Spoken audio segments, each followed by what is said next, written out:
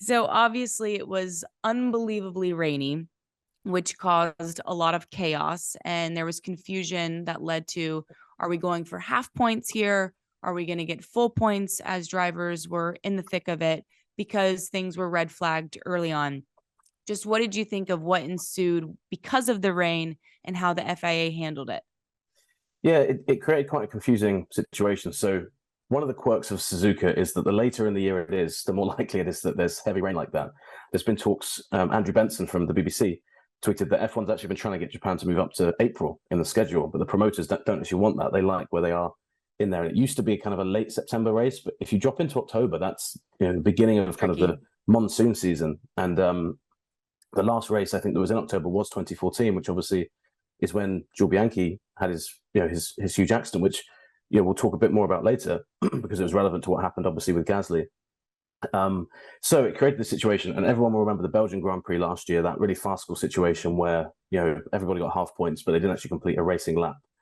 So at the start of the year, to kind of stop that happening again, the rules were rewritten that said, in the case of a similar race to Belgium, if 25% or fewer laps are created, here are the points that you'll get. If it's 25 to 50% laps are completed, you'll get these points. Obviously, these are scaling up. 50 to 75%, you'll get these points. And then if it's over 75, full points are awarded. So everyone thought that makes a lot of sense, quite easy to work out. But crucially, when those rules were rewritten and actually put into the regulations, a clause was left in there from the previous regulations, which was that this only counts if the race is red flagged and cannot be resumed again. So you had this weird situation where we were all kind of thinking, okay, well, the championship's going to Austin, and that really dramatic final corner moment, no one really realized that was for the effectively for the championship when Leclerc and Perez were fighting. Even the commentators, if you listen to the world feed, David Croft and Jenson Button weren't saying, oh, this is for the world championship, because they didn't know. It was only when Verstappen crossed the line, somebody in F1 obviously worked out, hang on, this is a full points race, and Leclerc's just dropped to third, which was the permutation that Max needed. If it was Perez second and Leclerc third, then it didn't matter, they didn't have the fastest lap. And it was just a weird situation because we were all there like, well, no, it goes on to Austin, right? Leclerc got 1 point, he's within it by a point. It would have been a situation where Max just needed to finish 10th. And so everyone was looking at the regulations again, and I was convinced that Johnny Herbert had got it wrong on the podium when he said, you've won the championship. I thought, no, I don't think that's the case. And you saw Max's reaction as well. He was like, no, I don't think I'm the champ. In that cool down room, he was like, oh, am I? Which was just really funny.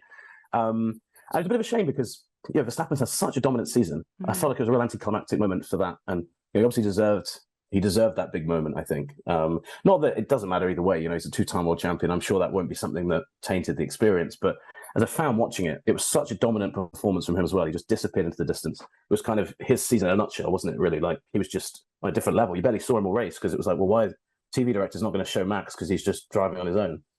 So yeah, it was confusing. And I think what's happened is they've released the rule. I remember when we read it, at the start of the year, it didn't have that clause in. It's obviously been put back in there, not maliciously, but I think it's just been kept in from the original wording of the regulations. So you had this kind of bizarre situation where actually that was correct. It wasn't like they incorrectly applied the rules in that state, but everyone watching was like, oh, I didn't realize that was it. So it was kind of a delayed realization that the rules were what they were. And I suppose that's the issue, isn't it? When you put things into writing, sometimes the wording of stuff is key, even if you don't think about it. So a few of the team principals said, the intention of the rule change was probably good, but they need to take that bit out, because the reason that was brought in was because obviously that wasn't a full race that was completed. It was a much shortened race. And, the desire was that even if you get a race that's finished, if you don't complete a full slate of laps, is it fair to give out full points? Because full points. Yeah, because with that clause in there, had they only completed 10 laps, but they had gone red flag and then resumed the race and finished, under that stipulation, that would have been full points handed out because of that clause. Only if the race is suspended and cannot resume will these points be given out. So, had Verstappen won the championship and they'd only completed 7 laps, people would have said that's not right. It would have been again like Belgium, even though they were racing laps. You should say, well, the points should be scaled down. So that's really where that came from. But I think again, like with all things FIA and F1, they'll make that tweak in the off season. There'll probably be something else in the wording of another rule that we talk about next year. Well, as you mentioned, he wins the title thanks to, Sergio Perez being elevated to second, just moments after the race. Charles Leclerc ran wide at the final corner defending from Perez, which forced Perez wide as they raced through the finish line. So that earned Charles Leclerc a 5-second penalty. In the process, he drops to third, and therefore Max Verstappen is now the world champion. I'm just curious, based on what we saw a week ago in Singapore, we waited hours for a result to be finalized. And in this instance, we only waited, a matter of a couple of minutes. What did you make of just the difference we saw in, 1 week in Singapore as compared to, fast forwarding to Japan? Yeah, it's a really big one, isn't it? And I think for fans watching, they do wonder that.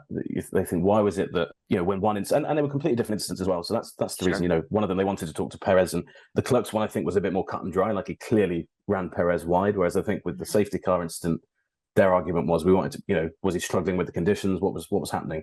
But I think from a sporting point of view, you're absolutely right. Like, it's crazy that 1 week we didn't even know who the winner was going to be. And the next week they're like, yeah, no, 5-second penalty. And Mattia Binotto, Ferrari team boss, said the same thing. He said, look, how is that possible? So I don't think there was anything malicious behind the timing of it, because it was an incident that was kind of open and shut. But from a perspective point of view, I don't think it's great. And it kind of reiterates what we talked about last week, that there needs to be better transparency about those things and just a bit more kind of speed.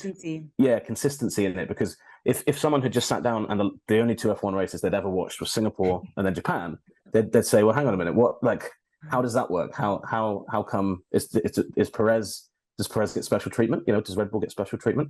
And fans would think that, because in those two instances, it looks like that's happened. I don't think that's the case. I think it's different. But if you're not a Red Bull fan, you're like, well, that's just ridiculous. They did it because it won Max the championship. Thanks so much for watching ESPN on YouTube. And for more sports highlights and analysis, be sure to download the ESPN app. And for premium content and live streaming, subscribe to ESPN Plus.